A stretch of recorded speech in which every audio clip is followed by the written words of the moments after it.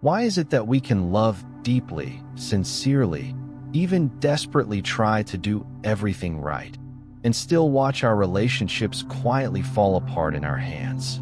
Why do we repeat patterns we swore we'd never repeat again? Why do we attract the same emotional coldness, the same distance, the same chaos dressed in a different face? And maybe the hardest question of all, why does it sometimes feel like the biggest threat to love isn't the other person, but something inside us? Today, we're stepping into a territory most people spend their whole lives avoiding. The hidden layers, the unseen motives, the soft, shadowy corners of the psyche that shape our relationships without ever announcing themselves. As Carl Jung said, until you make the unconscious conscious, it will direct your life, and you will call it fate. And for so many of us, the shadow becomes fate in love. But here's the thing almost no one tells you. The shadow isn't evil. It isn't broken. It isn't trying to hurt you. It's trying to protect you using outdated strategies from wounds you don't even remember anymore. Your shadow is the unseen child still guarding the door of your heart. And every time it senses danger, even imagined danger, it reacts. Pulls away, clings too tightly, creates distance, sparks conflict, shuts down tenderness. And it happens so fast, so automatically, that you rarely realize the saboteur is not the person you're with, but the part of you that never healed. In Jung's view, the shadow contains every emotion, memory, fear, and instinct you were taught to hide. The softness you suppressed to survive, the anger you buried to stay accepted, the needs you learned to silence because someone once told you they were too much. All of these exiled parts don't disappear. They simply learn to speak through your relationships.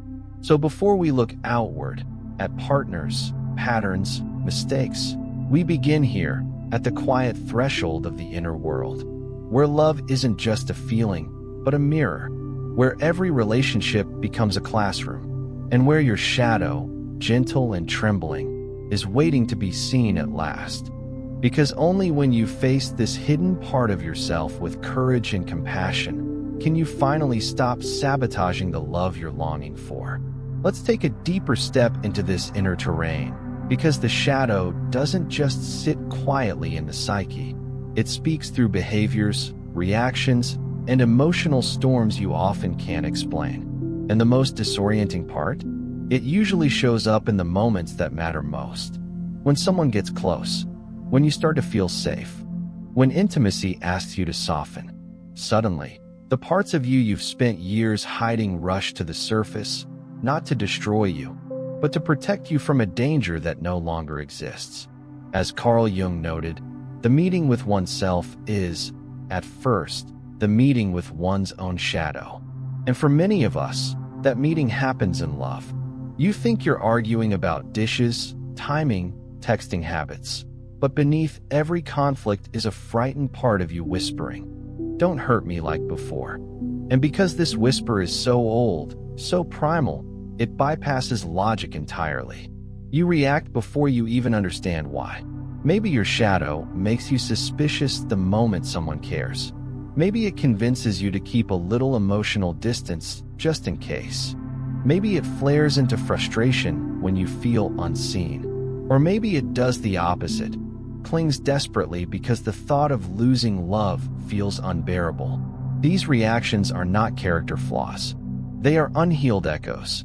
In Jung's view, the shadow forms when parts of the self are rejected early on. The sensitive child, the needy child, the joyful child, the child who wanted attention, affection, gentleness. If those parts were shamed, ignored, or misunderstood, they slip underground. And once they're suppressed, they start pulling the strings from below. This is why you might feel two versions of yourself in relationships. The one who wants closeness, and the one who runs from it. The one who desires tenderness, and the one who shuts down. The one who knows you are worthy, and the one who panics at the thought of being abandoned. These aren't contradictions. They are different parts of you fighting for control. But here's the truth most people never realize. Your shadow doesn't sabotage love because it hates love. It sabotages love because it's terrified of reliving an old wound. And until you bring these exiled parts into the light, they will keep repeating the same stories, hoping someone, finally, will notice the pain they're still carrying. To understand how the shadow quietly steers your relationships, we have to explore one of Jung's most profound insights: projection. Jung said, "We do not see others as they are. We see them as we are." And nowhere is this more true than in love. Because every time you fall for someone, every time you're triggered, every time you feel painfully attached or unexpectedly distant, you're not just responding to them. You're responding to the parts of yourself you've never met. Projection is the shadow's favorite disguise. It lets you place your hidden fears, needs, wounds, and hopes onto another person as if they came from outside you. You think someone is pulling away, when in reality it's the old fear of abandonment rising inside you. You think they're too demanding, when it may be your unacknowledged need for space. You think they're emotionally cold, and maybe they are, but maybe, just maybe, it's your own suppressed longing for tenderness calling out. This is the heartbreak of the shadow. It makes you believe your inner world is happening outside of you. A partner becomes the mirror you didn't ask for. Their silence reflects your insecurity. Their affection reflects your longing. Their imperfections illuminate the places in you that still ache. And when you don't know this is happening, relationships feel confusing, overwhelming, unfair. You start thinking, why do I always end up with people who trigger me? When, in truth, the psyche is trying to guide you toward the wounds that need healing. In Jung's view, projection is not a mistake, it's a message. The psyche uses the outer world to reconnect you to the inner world you've abandoned. The person you're drawn to often resembles someone from your past. The person who frustrates you may carry the exact traits you suppress in yourself. Attraction and conflict are rarely random. They are psychological magnets pulling you toward growth. And here's the part most people don't want to hear. The people who challenge you emotionally are not always bad partners. Sometimes they're simply activating the shadow you've been avoiding. The fear, the tenderness, the longing, the unspoken grief, the part of you that still believes love and pain come as a package deal. But once you start recognizing these projections, once you can courageously say, "This reaction is mine," something extraordinary begins to happen. The shadow softens, the old patterns loosen, the emotional storms calm. Because the moment you reclaim what you once projected, you reclaim your power. And slowly, quietly, one insight at a time, love stops being a battlefield and starts becoming a mirror for healing. To truly see how the shadow shapes your relationships, we need to explore what happens beneath the surface of your emotional reactions, the inner choreography that unfolds before your conscious mind even catches up. Because the shadow doesn't sabotage love with dramatic gestures. It works in whispers, in subtle shifts, in tiny moments you overlook. It's the pause before you respond to a loving message, the tightness in your chest when someone compliments you, the sudden irritation when your partner asks for reassurance, the way you shut down when things get emotionally real. These micro-reactions are not coincidences. They are signals. As Carl Jung said, the shadow is a moral problem that challenges the whole ego personality. And what he meant was this: the shadow isn't just a hidden part of you. It's the part that forces you to confront the truth about yourself. Maybe you grew up learning that your needs were burdens. Maybe you were taught that being strong meant being numb. Maybe you learned to earn love by caretaking, pleasing, performing. Or maybe you learned that closeness always comes with a price. Even if those lessons were unspoken, your shadow absorbed every one of them. And now, as an adult, it reenacts them automatically in your relationships. You withdraw before anyone can reject you. You push people away when they get close. You accept less than you deserve because deep down, you haven't met the part of you that believes you're worthy. You feel anxious not because your partner is unsafe, but because the inner child in you never learned what safety felt like. In Jung's view, the psyche always tries to protect itself, even when it hurts, especially when it hurts. That's why the shadow is so difficult to face, because it isn't simply a collection of dark traits. It's the repository of every old survival strategy your younger self clung to. And here's the twist: these strategies worked once. They kept you together. They helped you cope. They protected your softest places when no one else could. But now, in the landscape of love, those same strategies create the very loneliness you fear. The distance, the miscommunication, the patterns that break your heart. Your shadow is still fighting a battle that ended years ago. And this is where the real healing begins. Not by blaming yourself, and not by blaming your partner, but by gently understanding the unseen forces inside you that are trying, in their own clumsy way, to keep you safe. Because once you can name the shadow strategies, you can transform them. Once you can see the pattern, you can step out of it. And once you can meet these hidden parts with compassion, your relationships stop being survival arenas and start becoming places where you can finally breathe.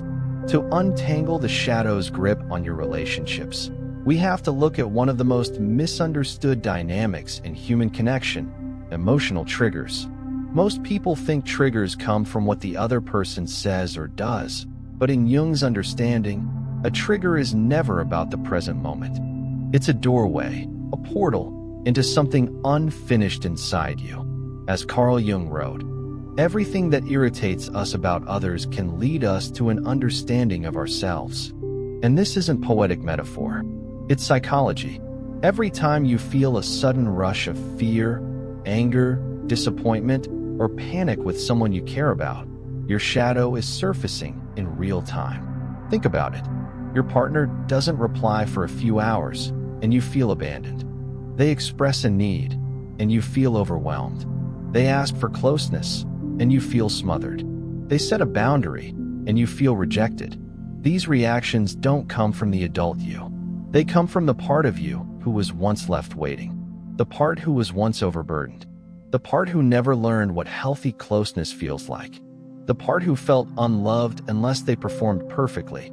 The emotional intensity of your reaction is the size of the wound, not the size of the moment. And when you don't realize this, you interpret everything through the lens of pain. You assume your partner is pulling away, losing interest, or asking too much, when what's really happening is that your shadow has been touched, gently, accidentally, but unmistakably. In Jung's view, triggers are invitations, not to attack, not to withdraw, but to turn inward, to ask, what is this moment reminding me of? Whose voice am I actually hearing? What part of me is being awakened right now? Because under every trigger is a story, and under every story is a forgotten version of you. And that forgotten version is the one trying to speak. This is why triggers feel disproportionate, because they come from a time when you had fewer tools, fewer defenses, fewer ways to understand what was happening. And the shadow holds onto those memories as if they are still happening now. But here's the powerful truth. You are not that child anymore. You are no longer powerless. You are no longer voiceless. You have the capacity to respond differently, with awareness and compassion rather than fear. And when you start responding differently, something shifts. The shadow stops gripping so tightly. The emotional storms become gentler.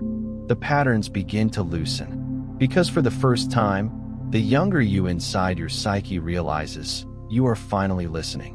To understand why the shadow becomes so loud in relationships, we need to step into one of Jung's most intimate concepts, the complex. Jung believed that every human carries emotional clusters, pockets of memory, sensation, belief, and instinct, formed in childhood and stored in the subconscious. And when something in the present resembles those early experiences, even slightly, the complex wakes up. This is why your reactions in love can feel sudden, overwhelming, almost alien, as if someone else has taken the wheel.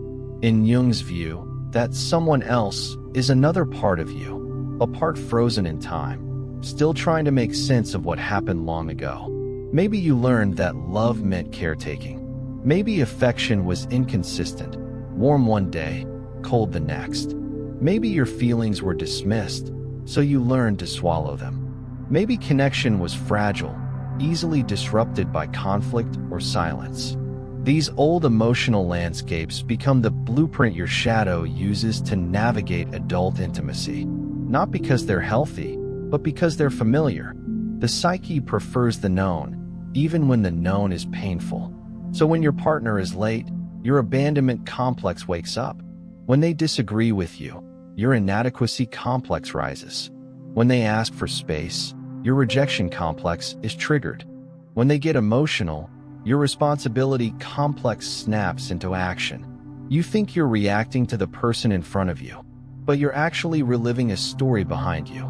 As Carl Jung explained, complexes are not flaws. They are autonomous inner characters shaped by past experiences. And when they take the stage, they speak with the voice of the past, not the present. This is why you might say, "I know they love me, but I don't feel it." Or, "I know this reaction is irrational, but I can't stop it." Or, "I know I shouldn't spiral, but something takes over." That something is not you. It is an unhealed part longing for resolution. And here's the truth that brings both relief and responsibility. Healing isn't about erasing these complexes. It's about relating to them consciously. When a complex activates, you can pause and say, "I know this feeling. It belongs to a younger version of me." And in that moment of awareness, that breath, the shadow loses its power to control you. Because consciousness is the medicine the complex has been waiting for. Once you begin to witness these inner characters instead of becoming them, the same relationship that once triggered your deepest fears can become the very space where you begin to heal them. Now that we've uncovered how complexes awaken inside relationships, we can explore one of the most transformative and uncomfortable truths Jung discovered. The shadow doesn't only hold pain. It also holds your power. The traits you admire in others, the qualities you crave and love, the strengths you think you lack, many of them are actually buried within your own unconscious. Jung called this the gold in the shadow. We tend to think of the shadow only as fear, insecurity, jealousy, emotional wounds.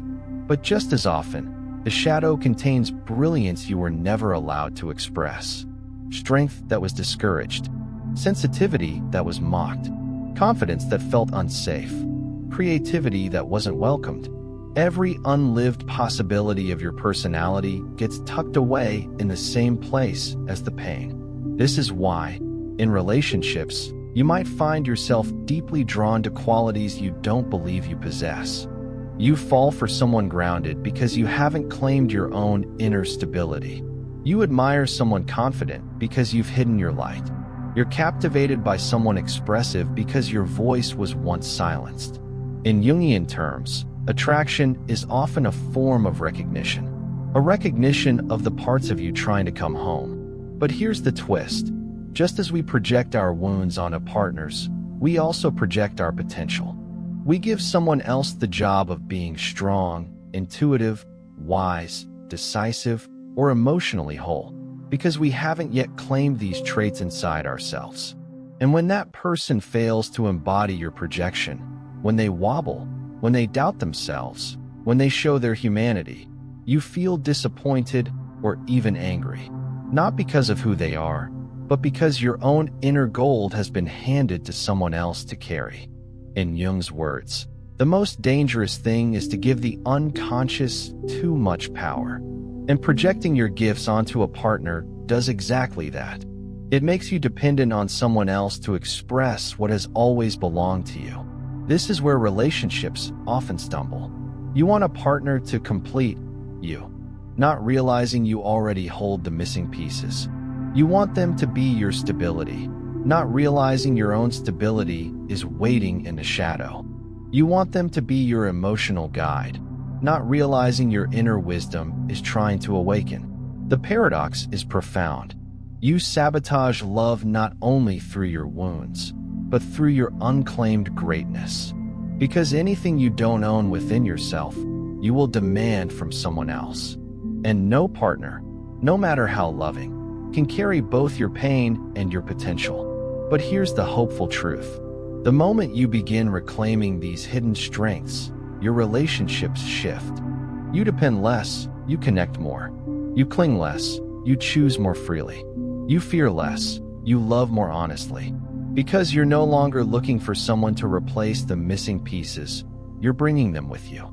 If the shadow carries both your wounds and your hidden strengths, then the next question becomes, how do these unconscious forces actually shape the way you choose, build, and maintain relationships? Because the shadow doesn't just affect how you react, it affects who you are drawn to in the first place. Carl Jung believed that we do not fall in love with a person, we fall in love with a psychological pattern, a familiar emotional landscape, a known rhythm of closeness and distance, and the shadow plays matchmaker far more often than consciousness does. You may think you're choosing a partner based on compatibility, shared interests, or chemistry, but beneath that, something deeper is happening. In Jung's view, the psyche seeks wholeness, not comfort. So instead of choosing what's healthy, we often choose what's familiar. Familiar wounds, familiar dynamics, familiar emotional tones. If you grew up with unpredictability, chaos feels like home. If you learned to chase affection, distance feels enticing. If you were taught to shrink yourself, dominant personalities feel magnetic. If you learned love meant caretaking, people who need saving feel irresistible. This isn't weakness, it's recognition. A subconscious remembering. Your shadow gravitates toward people who activate the very wounds you haven't healed yet. Not to punish you, but to give you another chance to transform the old story. As Jung said, what remains unconscious turns us in circles. You revisit the same heartbreak, the same disappointment, the same emotional cycle until something inside you chooses differently. But here's the nuance most people miss. The shadow doesn't only draw you to difficult partners. It also sometimes makes you reject the healthy ones. When someone offers stability, consistency, tenderness, it can feel unfamiliar, even unnerving. Your shadow whispers, "This is strange.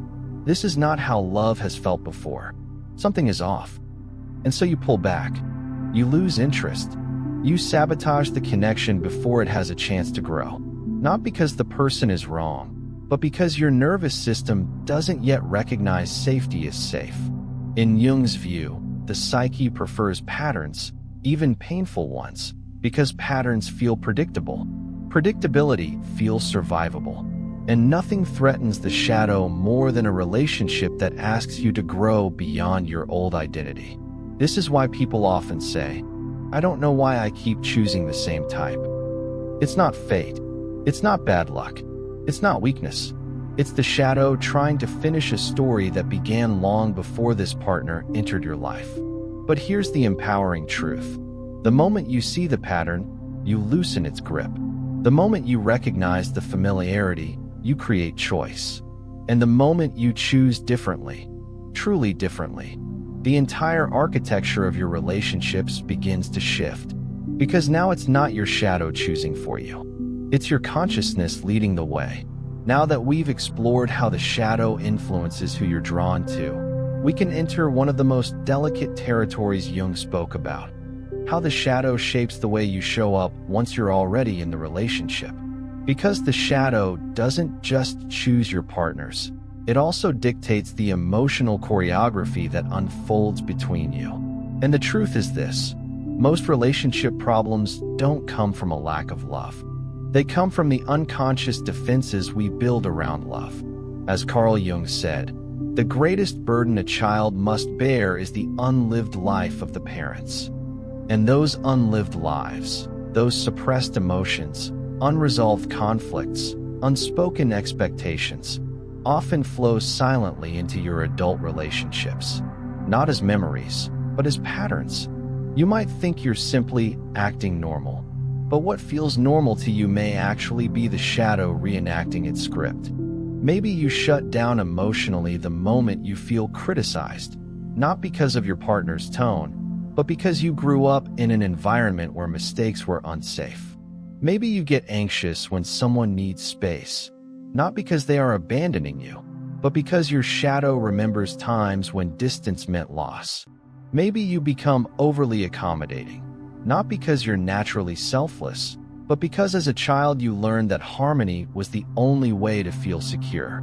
Or maybe you react with disproportionate intensity to small things, not because the moment deserves it, but because an old wound has been quietly activated.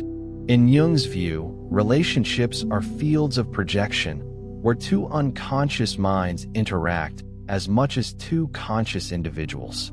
What you think is your partner being difficult might be your shadow trying to protect you. What they interpret as you pulling away might be your complex stepping in defensively. Two psyches, each with their own histories, shadows, and inner children, trying to find connection while carrying invisible burdens. Every relationship, whether stable or chaotic, healthy or strained, forms a dynamic Jung referred to as the unconscious dance. Two people circling each other, each triggering the other's hidden wounds, each activating the other's forgotten stories. And unless you bring awareness to this dance, you're destined to repeat it with different faces, different names, different timelines, but the same emotional outcome. But here's the transformative truth. The moment one person becomes conscious, the entire relationship can shift. Because when you begin to see your shadow at work, when you notice the tightening in your chest, the urge to withdraw, the spike of fear, the wave of defensiveness, you create a pause, a sacred space. And in that space, the shadow loosens its grip. Awareness interrupts the pattern. Compassion softens the trigger. Consciousness rewrites the story. And suddenly, you're no longer reacting from the frightened child inside you. You're responding from the grounded adult you're becoming. This is where the relationship transforms. Not through perfection, not through constant harmony, but through the courage to look inward. Because when one person meets their shadow with honesty, it invites the other to do the same. And in that shared courage, intimacy deepens. As we approach the heart of this journey, we have to look at something many people avoid their entire lives. The moment when the shadow stops being an enemy and becomes a guide. Because the goal isn't to destroy the shadow or silence it. The goal is to integrate it. In Jung's words, one does not become enlightened by imagining figures of light, but by making the darkness conscious. And nowhere is this more necessary than in your intimate relationships. Integration begins when you can hold two truths at once. Your shadow is the part of you that sabotages love, and the part that is begging to be healed through love. Most people think healing means becoming calm, perfect, untriggered, emotionally flawless. But Jung understood that healing is actually the opposite. It means becoming whole. And wholeness includes the parts of you that shake, fear, cling, doubt, withdraw, panic, or push love away. It means bringing them into the light, one by one, with tenderness instead of shame. So how does integration look inside an actual relationship? It looks like noticing your reaction before it becomes a storm. It looks like saying, "My fear is rising," instead of blaming your partner. It looks like acknowledging old wounds without making them your identity. It looks like communicating your needs instead of hiding them behind anger or silence. It looks like showing up even when vulnerability feels terrifying. And above all, it looks like choosing honesty with yourself. Because honesty is the bridge between your conscious self and your shadow self. In Jung's view, the shadow contains life force, raw energy, emotional truth, instinct, intuition. When you integrate it, you don't become darker. You become more alive. You begin to respond rather than react. You begin to love without reenacting old wounds. You begin to see your partner not as a threat or savior, but as a companion on the same inner path. And something incredible happens. The relationship becomes a container for growth, not a battleground for unconscious fears. Your triggers become invitations instead of explosions. Your partner's flaws become mirrors, not weapons. Your conflicts become opportunities to expand, not reasons to collapse. You start to experience intimacy not as danger, but as truth. Not as performance, but as presence. Not as losing yourself, but as meeting yourself more deeply through another. This is the moment Jung described when he wrote that true relationship requires two individuated souls, not two shadows fighting for space. Conscious love is not the absence of wounds. It is the courage to face them together. And once you begin integrating your shadow, the relationship no longer feels like a cycle. It begins to feel like a journey, one with depth, meaning, and a new kind of emotional spaciousness. So here we are, at the end of this inner journey, standing at the threshold of a truth that is both humbling and liberating. The shadow that once ruined your relationships was never your enemy. It was your teacher. It was the forgotten part of you, the part that carried your wounds, your tenderness, your longing, your fear, waiting patiently for the moment you'd finally turn inward and listen. As Carl Jung said, the privilege of a lifetime is to become who you truly are. And becoming who you truly are means reclaiming every piece of yourself you once pushed into the dark. The hesitant parts, the angry parts, the frightened parts, the parts longing for closeness but terrified of losing it. The parts that tried to protect you in the only ways they knew how.